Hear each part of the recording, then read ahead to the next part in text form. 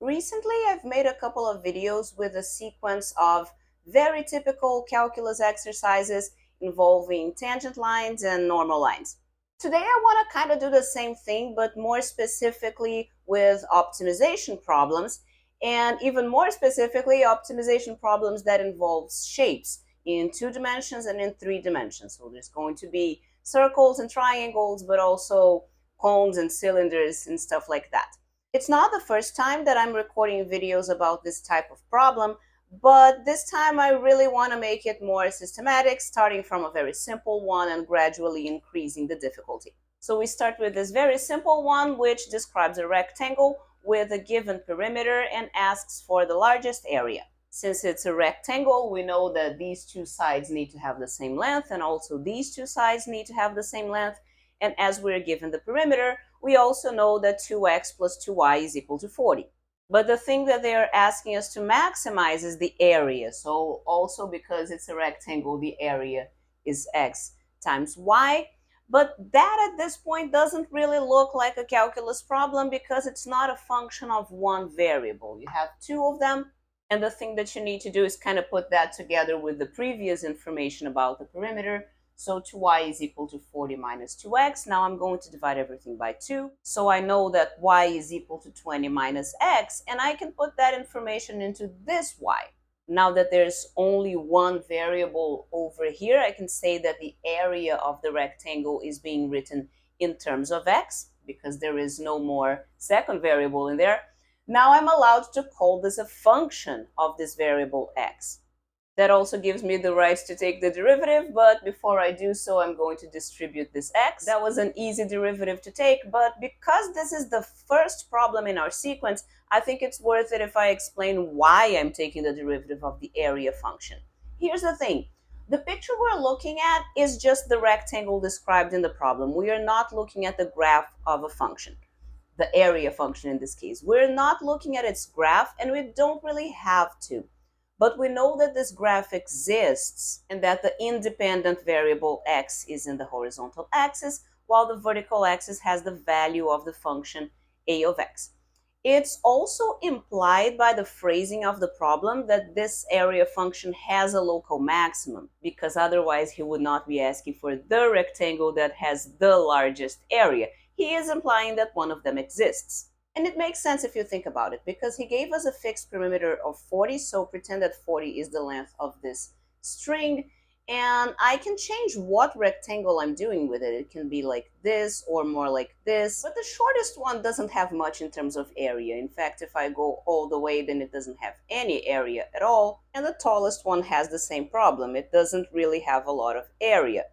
So it makes sense to imagine that the largest area is going to be somewhere in between. And where the derivative gets into all of this is that when we're looking for a local maximum, we know that its tangent line is horizontal. A horizontal tangent line has a slope of 0, and the derivative is the slope of the tangent line. So in this kind of situation, we want the derivative to be 0, because this equation is now pointing us to a value of x that is the coordinate of the point where the derivative is 0, where the slope of the tangent line is 0. That is the local maximum that we're looking for, the value of x that makes the rectangle with largest area. Solving that equation gives us the value of x equals 10, which means that this is 10, that's also 10, and the perimeter of 40 means that this is also 10, and that's 10. So the rectangle we were looking for is a square. And I have to tell you that this problem is very frequently the first optimization problem that students see, and I really don't like this problem. I think it is very misleading. It makes students think that the optimization of a rectangle is always going to have a square as the answer, and that is absolutely not the case, as the second problem that we're about to see is going to show us. But before we go there, and even though I really don't like this problem, let me show you that it does already have all of the elements that all of the optimization problems are going to have. First of all, there is something that you want to optimize. Optimizing can mean either finding the biggest value or the smallest value if it was a local minimum instead of a local maximum. So one thing that students often have difficulty with is recognizing what type of problem they're dealing with. And this is already a strong hint that this is going to be this kind of problem. If you want to find the maximum or the minimum of something, there is something that you want to optimize. It's very likely an optimization problem that you're going to solve using these steps. The second element that you're going to find is that the thing that you want to optimize is going to depend on two variables. And this is very common when we're talking about shapes. Like the rectangle has the base and the height, and other shapes have two measurements as well. Not a sphere. A sphere only has one measurement, that is the radius. But you know what I'm saying. A cone has a radius and a height and stuff like that. So anyway, you want to optimize something, and this thing depends on two variables. Now, the very important element here, what comes next, is that these two variables are not independent from each other. There is some rule, some relationship that they must follow, which in this particular problem was the fact that the perimeter was set at 40. So that gave us an equation, 2x plus 2y equals 40. It's an equation involving the two variables, which means that you can isolate one in terms of the other. So here's where we are so far. We want to optimize something. It depends on two variables, but we have a relation between those two variables, so we can substitute one of them in terms of the other, making our thing a function of just one variable. So after we substitute, we have a function that we can take the derivative of, step number 5, and step number 6 is going to be setting that derivative equal to 0. Step number 7 is solving that equation, which gives us the value of x of the turning point that we were looking for, value of x. And often the problem is going to also ask you for the value of y, which would then be the final step, number 8. This problem didn't exactly ask for that. He said, what is the rectangle? And when I say, well, the rectangle is the square with side length 10, that's already answering the question. But he could also have asked, and what is the area of this rectangle? That would be asking for this, and then the area would just be 100.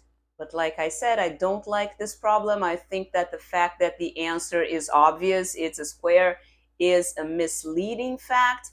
And I want to show you immediately right now a different one where this doesn't happen. But what does happen is the sequence of 8 steps here. We're going to be on the lookout for that, because this is going to be the same for every single problem that we do today. What is the rectangle with largest area with one vertex at 0, 0, one vertex on the x-axis, one vertex on the y-axis, and one on the graph of this function here? So even though he did say one vertex on the x-axis and one vertex on the y-axis, you can't really put them wherever you want on these axes, right? Because the fourth vertex is going to have to be on the graph. And if I put my other two vertices here and here, it's just not going to fit. So the proper way to do this picture is to choose one of them, then go up to the graph, and then from there go left to the other axis. Now you have drawn the rectangle that the problem is talking about. And for this particular problem, I chose a very simple function, 1 minus x squared, but of course this same question can be asked with any graph of functions. It is very, very common to ask for this sort of situation where the x's are kind of limiting where the rectangle can be, and then the graph of a function is going to limit the size of the rectangle. So we are interested in the area of this rectangle, so this thing right here, the largest area, that is the thing that we're trying to optimize.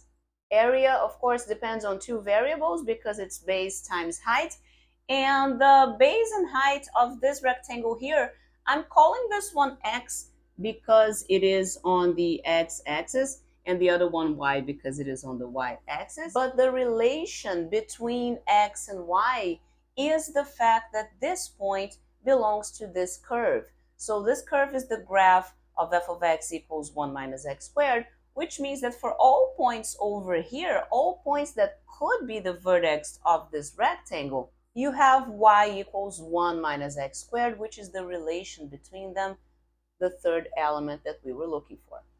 The fourth thing is going to be to take this and to substitute it into here, making it into a function of just one variable x that I can now take the derivative of.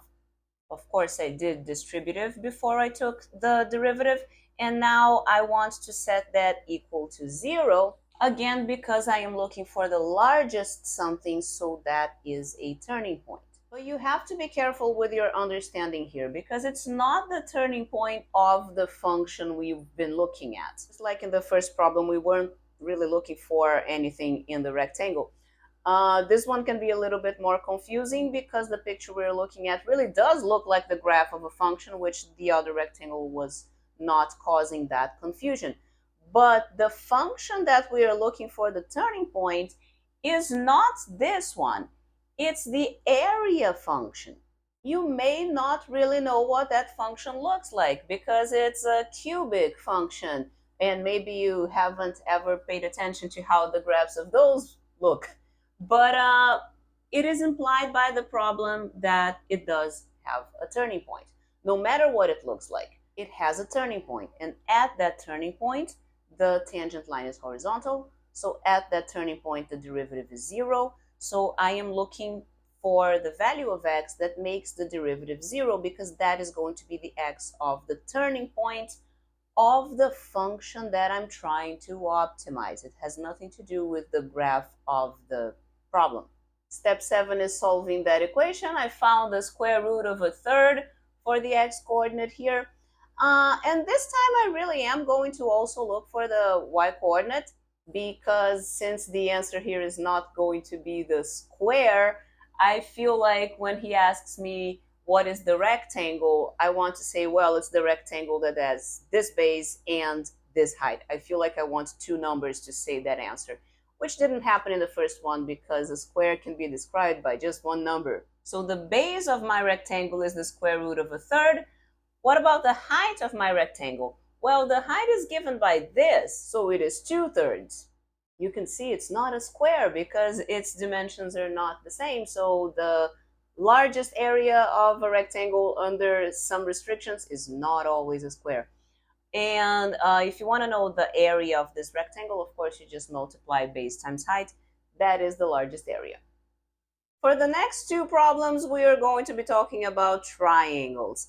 And you can see that problem number 3 is basically equivalent to problem 1, but it's a triangle instead of a rectangle. Again, they gave us the perimeter, which is fixed at 30, and they're asking for the largest area. And the reason why I didn't call the sides of the triangle A, B, and C, but A, and B, is because it is an isosceles triangle. So I wrote here the perimeter is 2 of these A's plus that B equals 230. And in fact, that is precisely the reason why this kind of problem, this one has an isosceles triangle as well, why this kind of problem is typically asked with an isosceles triangle rather than just saying, what is the triangle of perimeter 30 that has the largest area? It's because if you don't specify that the triangle is isosceles, or if you specify something else about a triangle, but if you just leave it as any triangle, then you do need 3 variables, A, B, and C for the sides. And that would make it break the pattern of the problem. You know that 8 steps pattern that I've been talking about? This is one of the steps. It's the relation between 2 variables. If you have 3 instead of 2, it breaks the pattern, so they don't want to do that, which is why they ask about isosceles triangle. It's not because that there's anything special about them. It's just that it's the easiest way to state an extra constraint on your triangle so that you have one less variable. Maybe you can already guess that I also don't like this problem because it's very obvious that the answer is going to be the equilateral triangle, just like the answer to problem 1 was the square. And for the same reasons that I mentioned there, I also don't like this problem. But let's do it anyway.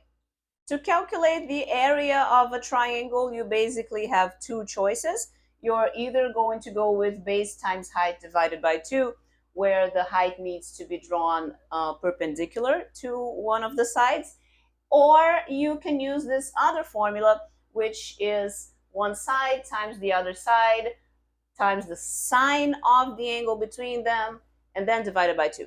So as you can notice, both of those choices deal with an extra variable that was not the variables a and b given in the problem. This one inserts also the height, and this one inserts also the angle. So clearly, the first thing that you need to do here is to write whichever one it is that you're going to use, you need to write that in terms of a and b. It's going to be helpful to split the b into 2/2 of b. And I am going to go with the blue one, so I'm going to erase the green stuff just because I think it's going to be easier, because that angle over there would also need to be cut in half, theta over 2, theta over 2. And then later it feels like I would need to use the double angle formula in some way, so I don't want to do that. It feels more complicated than the problem deserves. But if you want to do it that way as well to check and compare answers, let me know how that went. What I am going to do is to just use Pythagoras to get the height in terms of a and b, plug that height up here. And now I am comfortably inside of the pattern that we were discussing. Something that I want to maximize, written in terms of two variables, a and b. I have a relation between a and b, so now I can isolate one in terms of the other and plug it in here. It's a choice, okay? I did b in terms of a. You could have also done a in terms of b. I chose it this way because it looked like b equals 30 minus 2a was going to get rid of this fraction here, because 30 is an even number, so is 2. That's exactly what happened. But on the other hand, if you had done a in terms of b, then you would have had to only substitute it into one place, because I had to substitute this b here and this other b here. So it really is a choice. You can do it both ways. So you get step number 4, where we plugged that in. And now I am expanding this. It's getting to look a little bit more complicated before it looks more simple. But this a squared minus this other a squared, I think, is going to make it look a little bit easier. We also need to make a choice here about how we are going to handle taking the derivative of that in the next step, right? Are we going to use the product rule here, and this term times this other square root term, or are we going to absorb that into the square root to just do the chain rule once? I think I'm just going to do the product rule. I don't know if it's going to be faster, but it feels more straightforward than trying to do something smart in the beginning. So the derivative of this term is -2, leaving the square root term unchanged. And then I have to add that to the first term times the derivative of the square root term. And for that, I am going to need the chain rule, taking the derivative of square root first, which is 1 over 2 square roots, leaving the inside unchanged. And now by the chain rule, I have to multiply this whole fraction by the derivative of this, which is just 30. Taking the derivative was step number 5. And now for step number 6, I need to put that equal to 0, because remember, I'm looking for the maximum area, which is the turning point of this function, which has derivative 0. And now step number 7 is solving this very ugly looking equation. So I've added this negative term to both sides. So now instead of having minus this plus that equals 0, I just have 1 equals the other.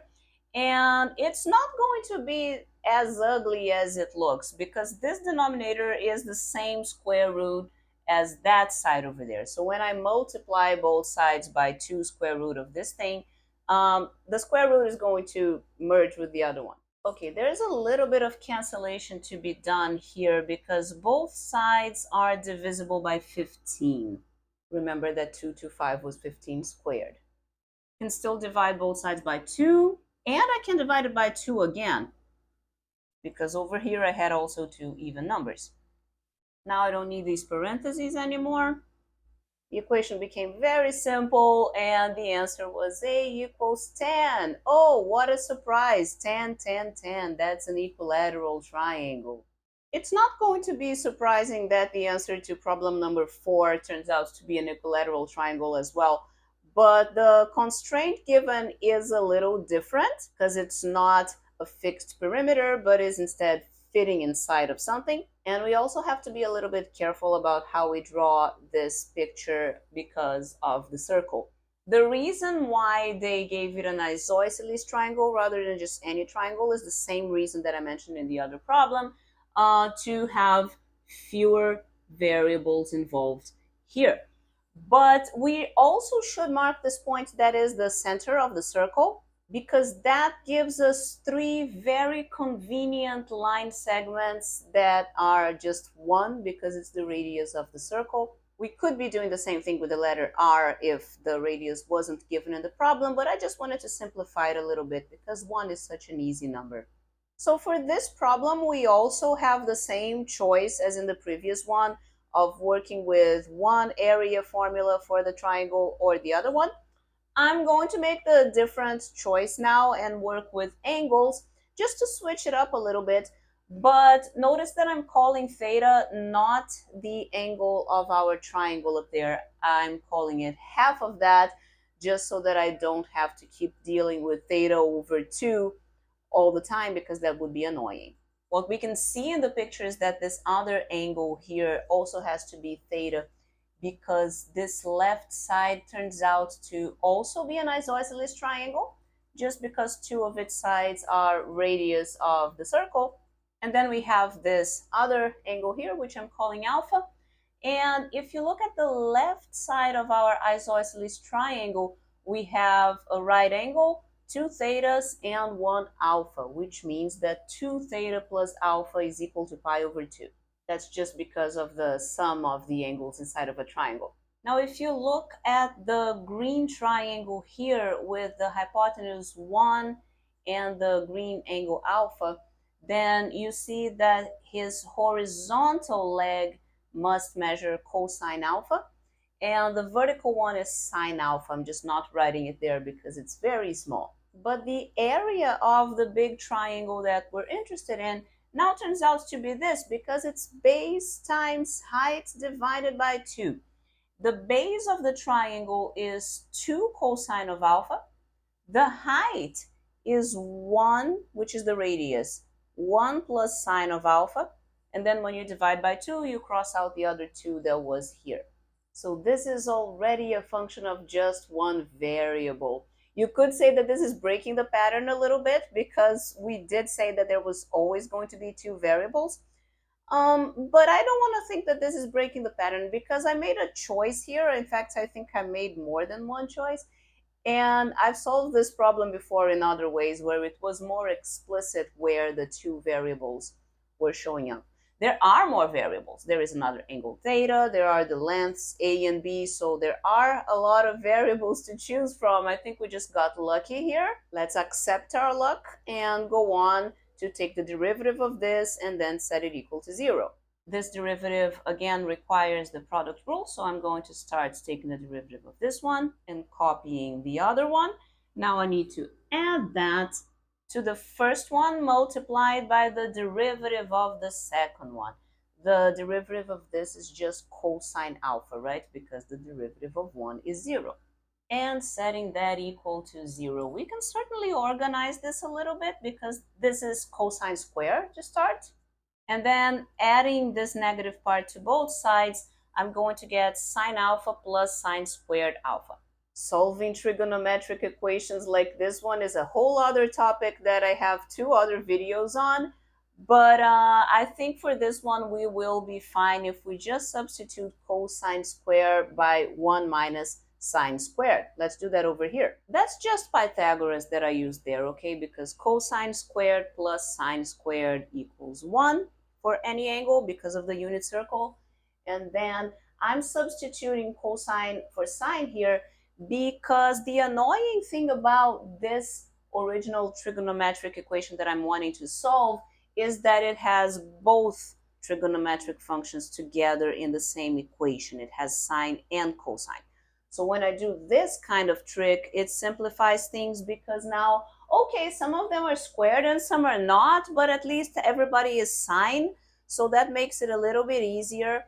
Let's put everybody together on the same side of the equation. And that is just a quadratic equation if you think about it, because you can look at sine alpha, this value, as just x, for example. And then sine squared is x squared, sine is x, and the rest is the same. So you can just solve this quadratic equation in whatever favorite way you have. I'm just going to use the quadratic formula because why not? This is 8. So 1 plus 8 is 9. Square root of 9 is 3. And I am getting these two answers for the value of x, which we have to remember is the sine of alpha. Now, if the sine of alpha is -1, that would be kind of a weird answer, because that would mean that alpha is all the way down here in the unit circle, and it doesn't seem to fit as the angle that is inside of a triangle. So instead of that, we're going to go with x equals half, which means that the sine of alpha is half. There are two possibilities for this, one in the first quadrant and one in the second quadrant. But again, the second quadrant makes an angle that is way too big to fit into this triangle. So we are going to go with the one in the first quadrant. And who is the angle that has sine equals to half? Well, that's 30 degrees. So if our alpha here was 30 degrees, that means that 2 theta is 60 degrees, which means that theta is also 30 degrees. And you see what happened, right? 30 here, another 30 there, 60 degrees. Hey, that's an equilateral triangle. Now, problem number 5 and problem number 7, I am not really going to solve in this video because I already have 2 other videos where those problems are mentioned. You should probably try them out for yourself before going to watch those other 2 videos. But before you do that, let me do problem 6, which is slightly different. Hopefully you should be seeing like all of these problems are variations of each other. Ever since the first problem where we wanted to maximize a rectangle that turned out to be a square, it's kind of the same as this, because over there we were fixing the perimeter, which is the outer part of the rectangle, and trying to maximize the area. Here, because we're talking about a three-dimensional shape now, we could be fixing the surface area, which is the outside part of the cylinder, and then trying to maximize the volume, which is the inside part of the cylinder. Actually, this problem is doing the other way around. It's fixing the volume and asking for the largest surface area. But of course, it's not the exact same problem. It's a variation on it. So let's do this one. A cylinder is a three-dimensional shape that can be described by 2 numbers. One is the radius of the circle that makes its base, and the other number is the height of the cylinder. These are the formulas for volume and area of the cylinder. Volume is basically just base times height all over again. And the area has 2 bits that are being added because these 2 here are the areas of the 2 circles, because a circle is pi r squared. So you have a circle on the bottom and a circle on the top. That makes it 2 pi r squared. And this other term is the curved part of the cylinder that goes around it, which can be opened up to make a rectangle, which is base times height of this rectangle. Anyway, in this problem, the volume is set to 100, which is going to be step 3 in our step-by-step process, because this equation here is a relation between the variables r and h. But I didn't want to skip parts 1 and 2. Part 1 is the area, which is the thing that you want to maximize. And this area is given in terms of 2 variables, r and h, which is our step 2. Now, step 4 is going to be taking number 3, isolating one in terms of the other, and plugging it into the area so that the area then will only have 1 variable instead of 2. And like I've mentioned before, you get a choice here. You can do h in terms of r or r in terms of h. But I think that in this case, it's quite clear that h in terms of r is going to make it into an easier problem to solve, because then you're not going to have any square roots to deal with. It's just this fraction going into the h here. There are some things to cancel out, like this pi with this pi. and this r with one of these. That's the simplified version of our function of one variable. But before I go ahead and take the derivative, I do want to rewrite this over r as a times r to the negative 1. That just makes things easier to take derivative. So that is going to become 4 pi r minus 200 r to the minus 2, which I then want to set equal to 0. Step 7 is going to be solving that equation. I want to start by multiplying both sides of that by r squared to get rid of this one. Now I want to divide by 4 pi. There's a 4 to be canceled out here. And finally, take the cubic root on both sides.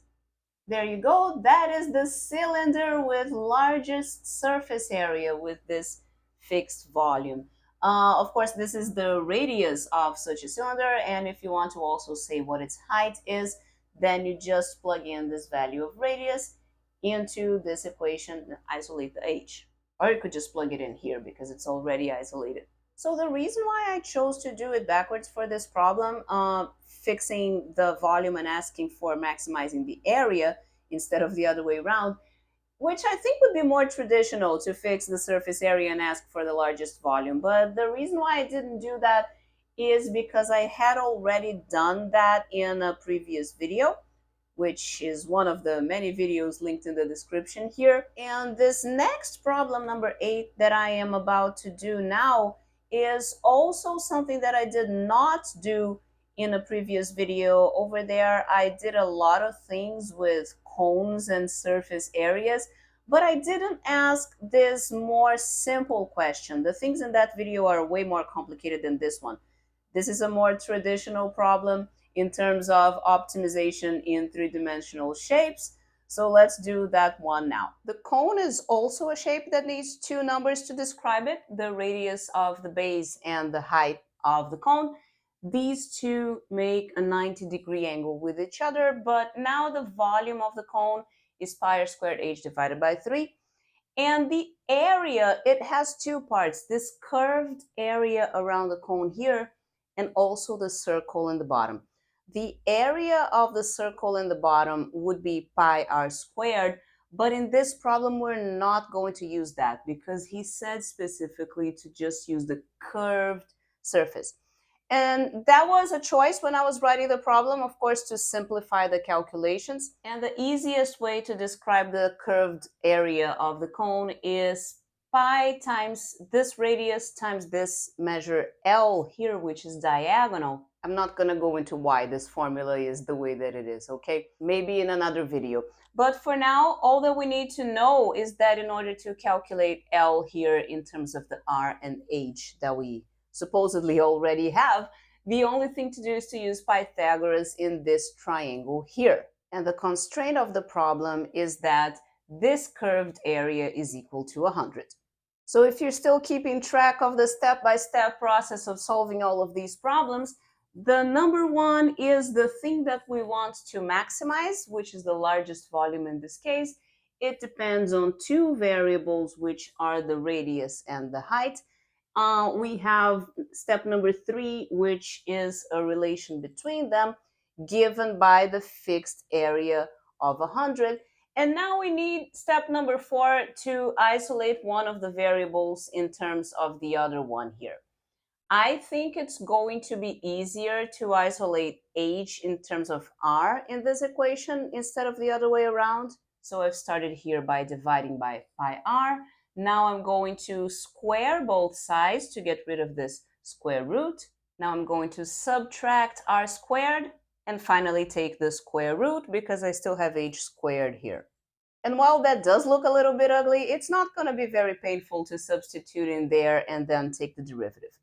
I can start by taking this r squared here and putting it inside of the square root as an r to the power of 4. Which I will then distribute for this term and that term. As you can see, I've also expanded the square here, so the 100 is now 10,000, the pi is squared, and the r is also squared, because now I want to cancel out two of these r's here. Let me bring that to the other side to take the derivative. Okay, so the pi over 3 is going to stay exactly where it is. And now I'm going to have to use the chain rule to take the derivative of this, starting from the derivative of the square root, which is outside, and now multiplying that by the derivative of the inside, because that's the chain rule. Step number 6 says that I have to set that derivative equal to 0, again because I'm looking for a local maximum, which has a horizontal tangent line, and the slope of that is 0. So this looks a little bit more complicated than it actually is, because it's a fraction being equal to 0, which means that only the numerator gets to be equal to 0, and that pi over there is also irrelevant because pi is not 0, and pi times 0 is 0. So it's basically this parenthesis here that needs to be equal to 0. I've added 6r to the power of 5 on both sides, and now I'm going to divide both sides by r. Whenever I divide both sides of anything, I have to be careful to say, oh, in case that this thing is not 0. But the thing is, r equals 0 in this situation wouldn't be the answer that we're looking for. So we can safely disregard that. I'm going to cancel out the 2's there and take the 4th root on both sides. Now it's very tempting because that is a 4th root and this thing has 4 zeros to just pull the 10 outside of there. I'm going to do that, but you don't really have to. That is the radius of the cone that has the biggest volume under the conditions that he asked. Now, he did not technically ask what is the radius of the cone. He asked what is the cone, so you would really have to give the height as well. That's technically easy to do, but it's an ugly number, so it's making me lazy. It's just plugging in that value here and here, solving this equation for finding the height. The next problem is asking us what is the largest sphere that fits into a certain cone. I have a cone here which is very badly done, but it will do for what I want to show you. What does it mean for a sphere to fit inside of the cone? So this one doesn't quite fit because I don't want to have any part of the sphere hanging out of the cone. I want it to be completely in there. So this other sphere it fits, but it's not the largest one that fits because we still have some empty space in there. This one is going to be pretty much the perfect size. Of course, the cone itself is not quite perfect, but hopefully you can understand what I'm trying to show you. So like I mentioned in the beginning, a sphere is a shape that doesn't require 2 numbers to describe it. The cone clearly requires 2 numbers, which is why the problem is telling you a radius and a height. But the sphere only requires a radius. So when I say what is the largest sphere, it's clear that I mean the sphere with the largest radius, which is then the sphere with the largest volume, the sphere with the largest surface area. Those are all going to be the same sphere because the bigger it is, the bigger all of those things are. And what's also important for us to see before we draw this on the board is that where the sphere touches the cone, it touches around in a circle because this whole thing is symmetric, so it touches all the way around here. But the circle where it's touching is not the biggest circle around the sphere. It's a little bit farther down. In order to touch in the biggest circle of the sphere, we would need to make a paper cylinder around it and not a cone. So that's what the picture looks like. The red sphere that I drew there, this circle in the middle is like the equator of the sphere, but I have already said that that is not where the sphere is touching the cone. It's actually touching the cone here and here, but it's not just the 2 points. It's a whole circle that goes through those points. That's where they are touching. And also this black point here, which is the center of the circle that is the base of the cone, the sphere is also touching that because it is the perfect size to not be farther into the cone or with any bit of it left outside. And the center of the sphere itself is somewhere around here. We are interested in figuring out the radius of this sphere, which is the biggest sphere that fits inside of this cone. So let's see where we can find the radius of the sphere in the picture. Of course, from its center to this point where it touches the floor, that's a radius. And from the center of the sphere to any point on the surface of the sphere is also going to be r. But the interesting points for us to put here are the ones in the pink circle where the sphere is touching the cone. So this is correct, but a three-dimensional picture is a lot harder to visualize than a two-dimensional picture. So there isn't really anything three-dimensional that's helping my looking at this picture here. So what I'm going to do now is that in my picture, I'm going to kind of rotate the cone so that I can see it straight from the side and just draw it as a triangle. That is much better, a lot easier to see, and now I can put all the measurements that I know in the picture. Well, the radius I don't really know, in fact I'm trying to find it out, but I know that the radius of the base is 6, so I'm going to put that 6 over there in one side of it, and I also know that the height of the cone is 10. So 10 is from here to here, but this is r, so the blue part is 10 minus r. Another very interesting fact that we can use here is that whenever you draw a radius of a circle, it makes a 90-degree angle with the tangent line of that circle. Of course, this is not really a circle, it's representing a sphere, but the same is true. So you can put that right angle there, this right angle here, and there's a symmetry here telling us that that part of the slant height is also 6. Still don't know how much that one is, but I probably can figure it out. So here's the thing. This is not really a calculus problem. This is not an optimization problem. And I wanted to show it to you not just because of the interest of the three-dimensional shapes, but also to kind of compare these things, because one of the things that you as a student are looking for is how do I recognize when a problem is of a certain type or not. And this one said something about the largest sphere.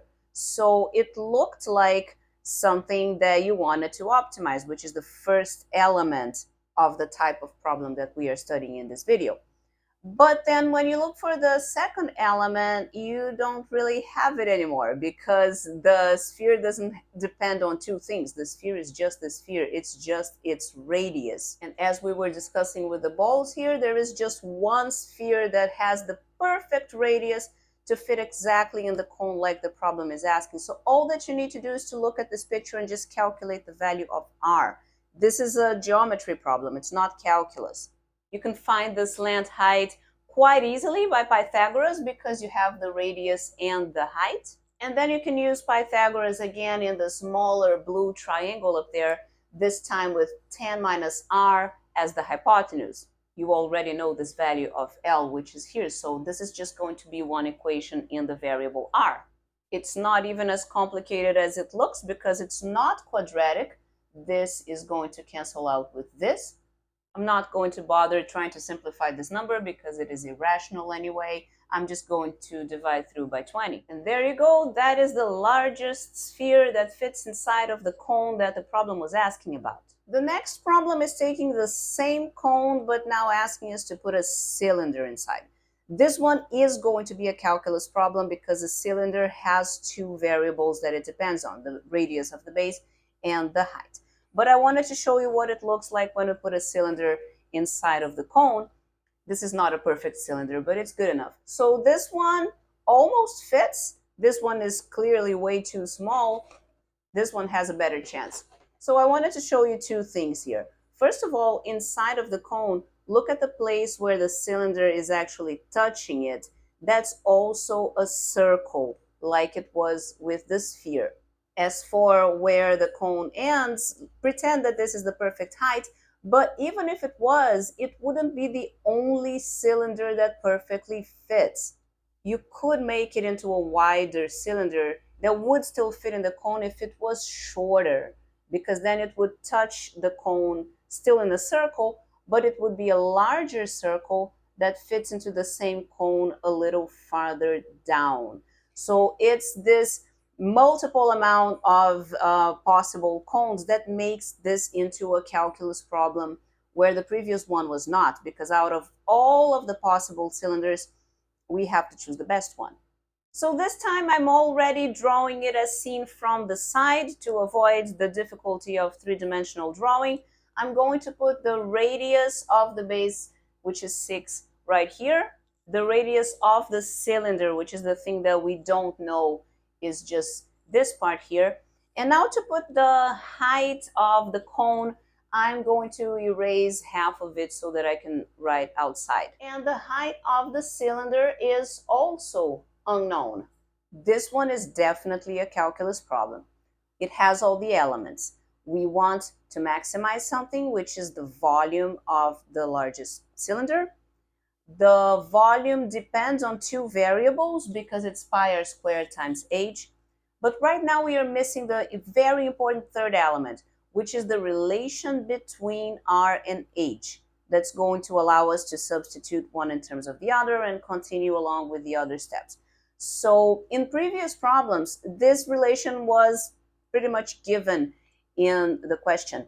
Here it's not really. We're going to have to look for it a little bit. Oh, by the way, before we do that, let me just mention that in this case, I couldn't just say what is the largest cylinder. So I said what is the cylinder with largest volume, because when I say with a sphere, it's clear, like what is the largest sphere? Of course, it's the one with the biggest radius. But when I just say what is the largest cylinder, that's not as clear. What does largest mean? So I'm defining that I mean the one with the largest volume, because it could also be the one with the largest surface area. It could mean the tallest. It could mean the wider. The word large is not like that precise. So that's why this question was a little bit more precisely specified than the previous one. But now we are looking for the relation between R and H in this picture. And hopefully I've been talking a little bit here and I've already painted that little triangle in green up there that maybe has already given you a chance to think about it, because this problem is about similarity of triangles. The green little triangle up there is a similar triangle to the big one here, whose measurements we know, 6 and 10. The measurements of the green triangle we don't know numerically, but we know the letters, like we know what they're supposed to be.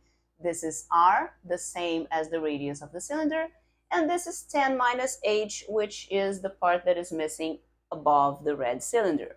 So that is the relationship between r and h. You can reorganize it if you want, but I would rather write down the volume first to figure out what I want to isolate in terms of what. And I think I'm going to go with h in terms of r, because now I can just put this h into this one, making my volume into a function of just r. I'm going to do a distributive here, and now take the derivative of this. And setting it equal to 0, there are some things canceling out. So we find that r is equal to 4.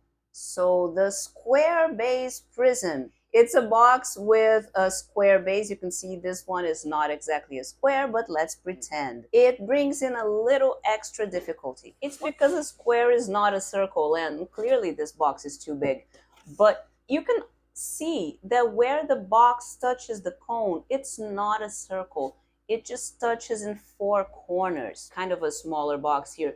You see, there is empty space there in between the box and the cone. That is totally different from what was happening with the round things that touched all the way around. And that also makes it more difficult to draw. But I think that the best way to put the square, which is the base of that prism, into this picture is not like this. This would be a bad idea. This is the best way. We're going to put it diagonally, because then when we draw the height of the prism, the point where it touches the cone is going to be represented as a point right here in the picture, rather than somewhere in the middle here if I was drawing the square in a different way. Okay, so I have the 6 and the 10 here. I have h, which is the height of the prism, but the other number that describes the square base prism is this one here, that is being drawn diagonally. But the one that we really want to work with to fit in the picture is this purple one here, or this one that has the same length, but this is a more interesting segment because it touches the center axis of the cone and it also touches the side of the cone. So the purple one is the interesting segment to put here, which is going to make the whole thing look exactly like the picture from the previous problem, but the length of the purple segment is not L. It is half of the diagonal of a square of side length L. So that means that it is L divided by the square root of 2. And that is the picture in which we are going to do the similarity of triangles like the previous one. This time I'm deciding to do L in terms of h because then when I square it, I'm going to get rid of the square root of 2. That's the function. Now let's organize it a little bit before we take the derivative. Take a moment to check your calculations with mine if you're not 100% comfortable with all of these cancellations that I didn't show you this time, okay? But the point is that right now we are setting the derivative equal to 0. We want to find the value of h, and this is just a quadratic equation with large numbers. So I'm not going to go through that, but that's how you find its answer. Now, this problem gave me a very hard time for a few days when I was trying to solve it. This came as a suggestion in a comment in another video, and it's not that I was surprised by the problem. As you can see, even it has the same picture as a couple of previous problems that we've done today, so it's definitely not surprising. I do like how they've stated the question in terms of proving that it's an equilateral triangle, though, because if they were just asking what is the triangle, then it would be one of those ones where, well, obviously the answer is the equilateral triangle. Why do I have to go through all of this work? But when the question is stated this way, then it makes more sense that we do have to do the work in order to prove the thing that we already strongly suspect, that it's the equilateral triangle. Anyway, the reason I think why this problem gave me so much trouble, more than the other ones, is that it doesn't have a specific variable that you're clearly supposed to work with. There are many variables that we can put in the triangle. Some are lengths of segments and others are some angles. And that is the problem, I think. There's so many of them that I started to solve the problem 3 or 4 times, and maybe I made a choice that wasn't the best one, so I ended up getting functions that felt too difficult to take derivative of. And I didn't keep a record of all of the bad paths that I went through, so I can't even show you. But I can tell you what I did to finally solve it.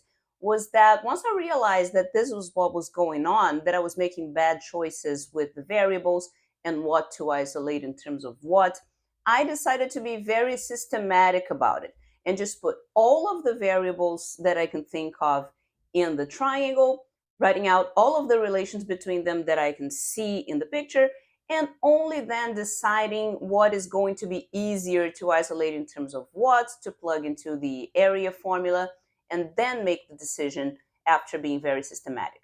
So as for lengths of segments, this is what I have. All of the green ones are 1 because that's the radius of the circle. And then I have this x here, which is the same as that x because this right triangle is congruent to that one. The hypotenuse is called z. And then I didn't want to call the big side of the triangle by a letter because then this blue part would be like L minus x, which would complicate the calculations. So I just called it y over here. And the same thing goes for the height of the triangle. I didn't want to call it h because then this purple thing would be h minus 2 because of the 2 radii. So I just called the top part k. And now there's 3 right triangles that we can write Pythagoras for here. There is the little one down here, this one on the top, and the big one that is half of our isosceles triangle. Since we're only seeing half of the triangle here, keep in mind that the base of the triangle is actually 2x, okay? And it would be tempting to stop now and just say that the area of the triangle is base times height divided by 2, which makes it x times k plus 2. That depends on 2 variables, x and k, so let's try to isolate one in terms of the other to put back here. That turns out to not be as easy as it sounds because k plus 2 is something that we have here. We can isolate it in terms of x and y. I was missing a square root here. But now there's a new problem because we still have the y, and how can we put y in terms of x? Well, I don't have that. I have y in terms of k if I isolate it here. So maybe this is the wrong way around. Maybe we shouldn't be trying to do k in terms of x here, but rather x in terms of k. In order to do that, I first have to expand this thing here, because now this x squared is going to cancel out with this one. And now we do have x in terms of k, which I am going to go back to the area formula and plug that in there. But keep in mind that I still have y in this formula as well. This is slightly better than what we had before because I can get y in terms of k here. So let's see what happens. So it's this thing here.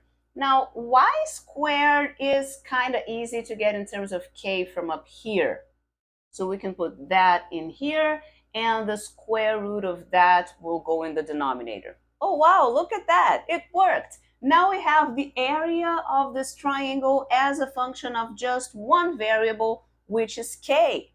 And from here to the end, the solution is clear. You have to take the derivative of this thing, unfortunately, but then you set it equal to 0 and everything will be done. This is not actually how I solve the problem, so I'm going to leave this part as an exercise for you if you want to finish it. But instead, what I'm going to do is to keep putting more variables in the picture because I still haven't called any angles by any names over there. And the thing is that, as well as doing a complicated calculation, when you get to the answer, like the value of k in the previous equation, you still have to know what that means. Okay, this is a value of k, which is this purple segment here, but how does that mean that my triangle is equilateral? If y turns out to be equal to x, that's the thing that's going to make it into an equilateral triangle, because the base here is 2x and over there is y plus x. So if from your value of k, from that equation, you plug things into here and you end up getting the same value for x and y, then it means that your triangle is equilateral. That's a lot of work. Yes, this is a more difficult problem than the other ones. That's why I left it for last. And it's going to be complicated with the angle approach as well. But just notice that if I call this angle beta here, and in the end I optimize for beta, I already know if I find beta is equal to 30 degrees as my answer, that means that my triangle is equilateral because I will have 30 degrees here and the other half is another 30.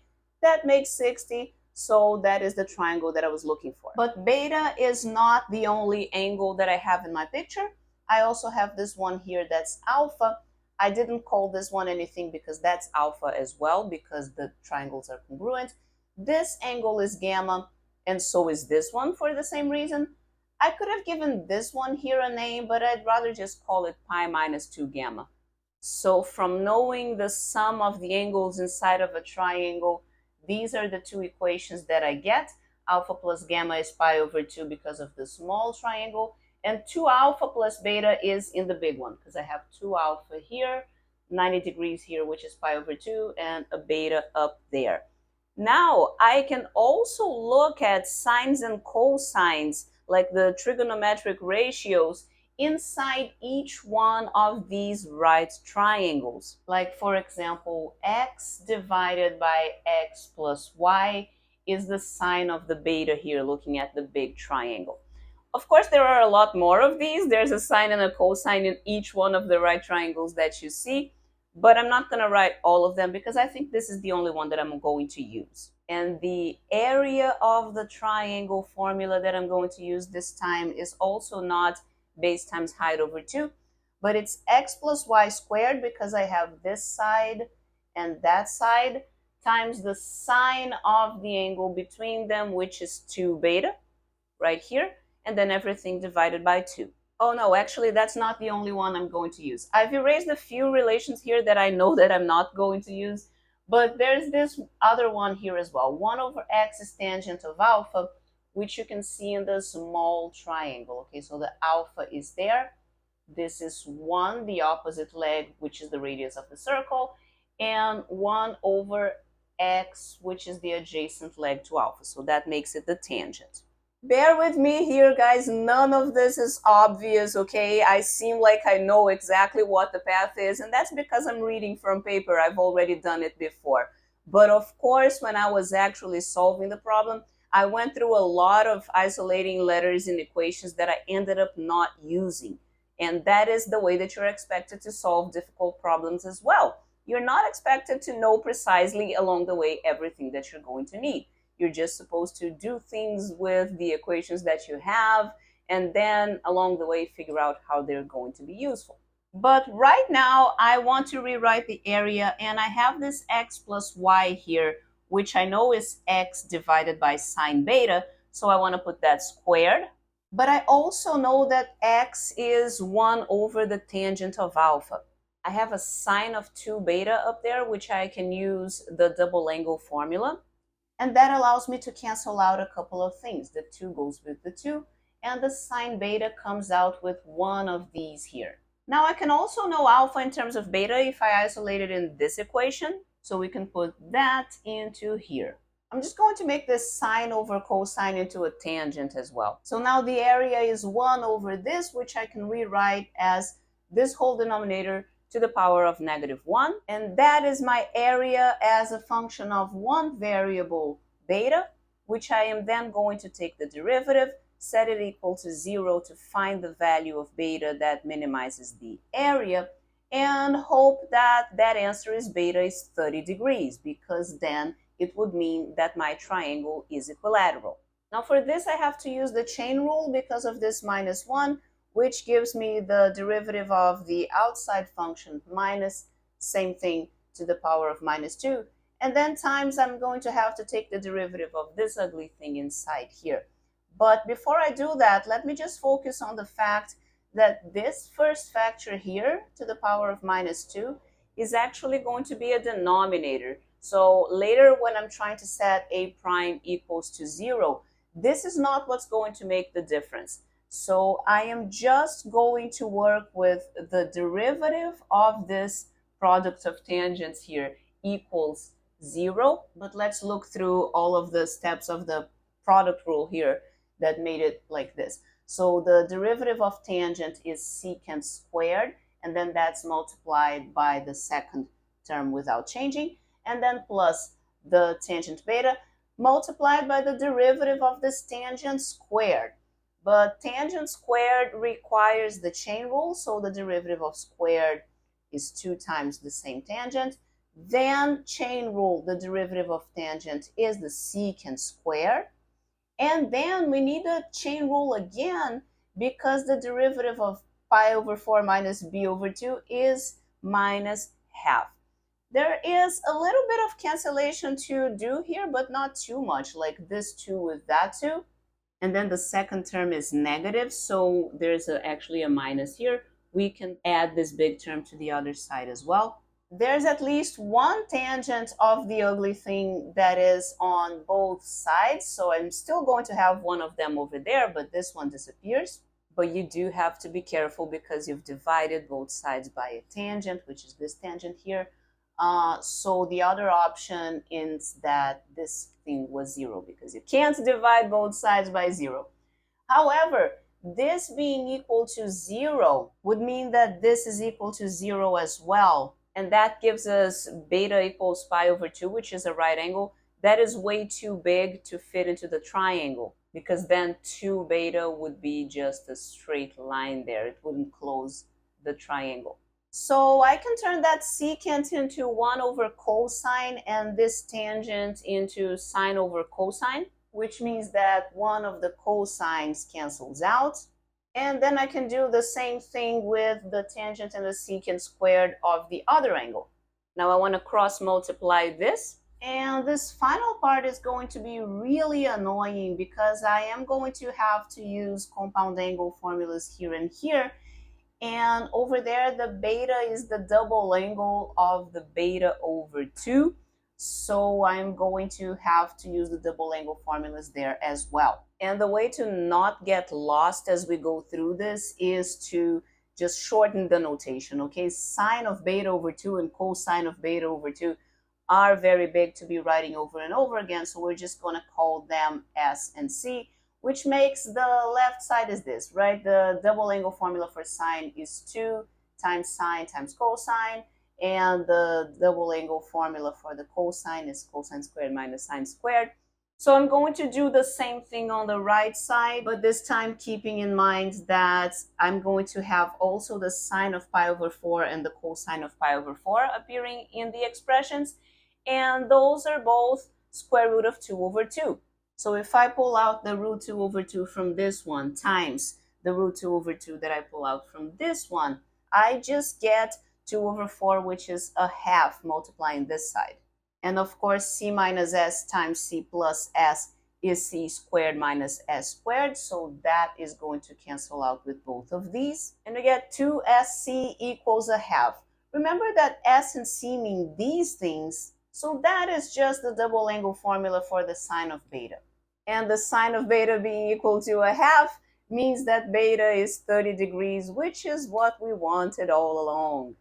Okay, so obviously some of these problems, particularly this last one, do get a little heavy on the calculations, but I don't want you to be scared of that. What I want you to have learned from this video is that they all have a pattern, and unless you are very unlucky to run into one of the more computationally complicated ones, it's just finding one variable in terms of the other, taking derivatives and setting them equal to 0. As long as you recognize the pattern and you understand what kind of problem you are dealing with, this is definitely something that you can do.